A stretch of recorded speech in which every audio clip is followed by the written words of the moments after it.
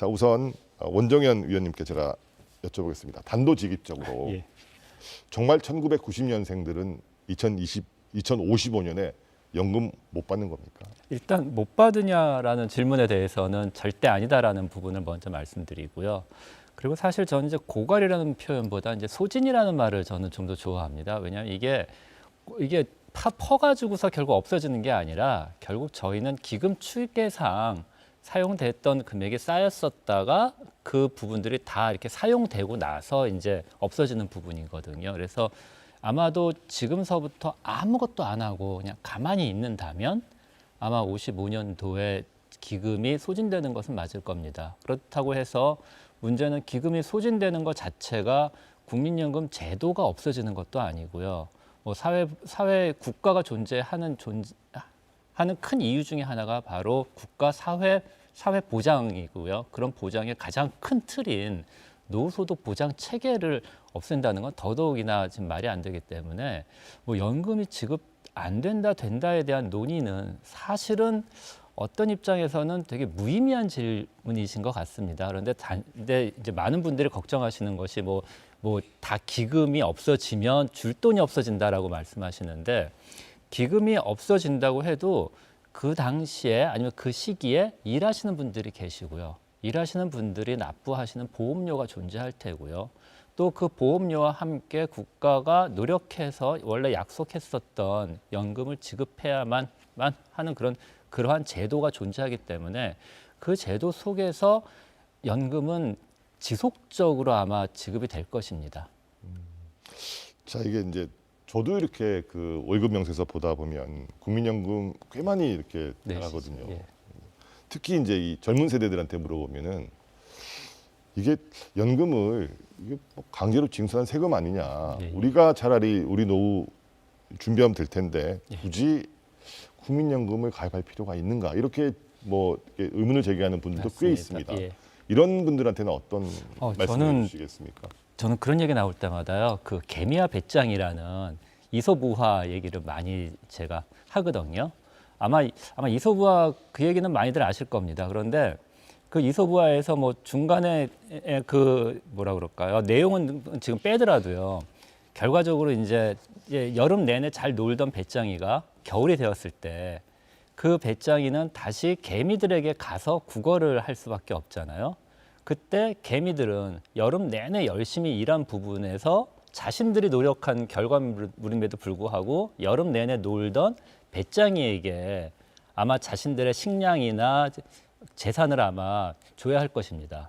문제는 강제화가 없다면은 결국에는 배짱이는 배짱이대로 살다가 노후에는 국가 사회 보장 체계가 아마 그걸 전체적으로 다 이렇게 분담을 지금 해야 될 것입니다.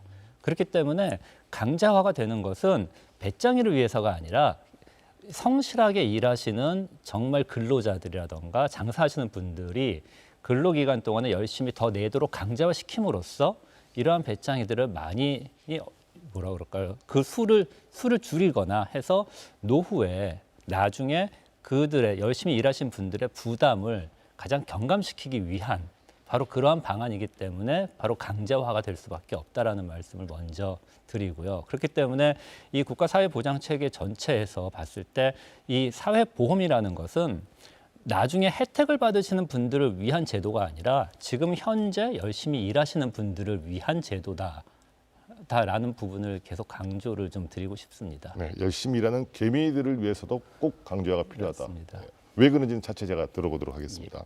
자, 교수님 비슷한 질문 드려보겠습니다. 네.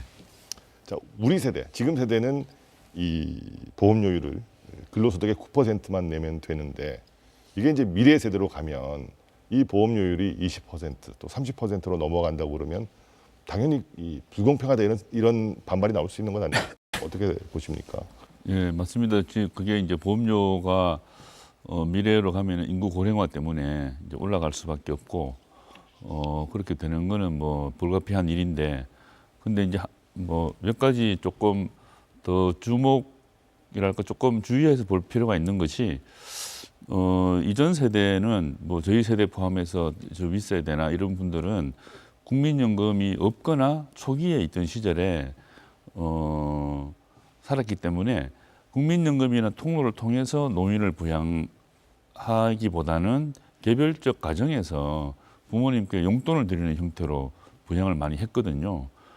그런데 이제 그걸 사적 이전이라고 하는데 그런 사적 이전은 통계에 잘 잡히지 않는 경향이 있어서 그렇게 뭐 정확하게 하긴 어려운데 제가 이 표를 하나 그래프를 가져왔는데요. 이게 이제 80년 당시에 네. 사적 이전의 규모입니다. 이게 한 75% 되고 95년에도 56%인데 외환위기 이후에 급격히 줄어들었습니다. 근데 그러면 이제 공적연금이 이제 이 부분을 노란 게 공적연금인데 공적연금이 이 부분을 채워줘야 되는데 여기에 지금 우리가 이제 공적연금 속도가 느리다 보니까 지금 이제 못 채우고 있는 것인데 향후에는 이제 공적연금이 커지게 되면 이제 지금 이 정도 사적 이전이 과거에 있던 것을 공적연금 이 부분을 채워야 되겠죠. 이 정도 해야 되겠죠. 이 정도 하게 되면은 부담이 이제 지금 말씀하신 것처럼 한 20~30% 올라가긴 할 텐데 이제 그렇게 보면 그것이 반드시 불공평하다고만 꼭 이야기하기는 어려운 점도 있다. 그 다음에 또 보험료율이 20~30%라고 하는 것은 이제 지금 현재 우리가 국민연금 보험료를 부과하는 소득 자체가 GDP의 30%밖에 안 됩니다. 30%밖에 안 되는 데다가 보험료를 다 부과를 하니까 30%가 되는데 보험료 부과 대상 소득 자체를 넓히게 되면은 30%가 아니고 그 이하로 떨어질 수가 있거든요. 그래서 이제 그런 점도 좀 같이 감안해서 봐야 되는데 저희가 그런 이제 제도 내부적인 형평성 문제를 해결을 하긴 해야 되죠. 해야 되지만 그 두 가지 점을 좀 주목해서 주의해서 좀 형평성 문제를 봤으면 좋겠다 하는 생각입니다. 자, 이게 그 통계청 조사를 보니까 이 국민들의 공적연금, 그러니까 그 국민연금 의존도는 상당히 높은 거로 나오고 있습니다. 한쪽에서는 국민연금 무용론도 나오고 있지만 또 이 국민연금으로 노후를 준비한 사람도 꽤 많다, 이런 의미도 되거든요. 이 국민연금과 같은 공적연금의 본질적인 의미라 그럴까요? 이건 어떻게 우리가 봐야 되겠을까요? 예. 뭐 인생을 크게 나누면 이제 교육기, 경제활동기, 노년기 이렇게 나눌 수 있을 텐데 이거는 이제 뭐 지금 우리가 사는 현대 사회 이전에도 사실 어릴 때는 부모가 부양을 하고 또 경제활동을 하다가 또 나이가 들면은 자식으로부터 부양을 받고 이게 이제 인류가 원래 살아온 방식인데 이거는 뭐 어떤 시대나 공통된 어느 사회나 공통된 것인데 현대 사회에 와서 이제 수명이 길어지고 하다 보니까 이제 이 개별 가정에서 자식 세대가 부모 세대를 부양하는 거를 개별 가정에만 맡기게 되면 어떤 가정은 굉장히 많은 그 부양이 가능하지 뭐 또 어떤 가정은 부양이 굉장히 적게 되고 차이가 나니까 그래서 이제 많아진 노인 인구를 전체적으로 부양하기 위해서 국가가 개별 가정에서 용돈을 주던 것을 국가가 대신 용돈을 거둔 다음에 그거를 국가가 모아서 국가가 이제 나눠주는 형태로 하는 게 이제 공적연금이니까 그러니까 이제 인간이 살아온 방식 중에서 노인 부양을 국가가 이제 공적인 형태로 이제 부양을 너무 많이 받는 사람은 조금 적게 주고 부양을 아주 적게 받는 사람들은 그보다 많이 주고 하는 형태로 하려고 만드는 제도가 이제 공적연금이라고 할 수 있습니다.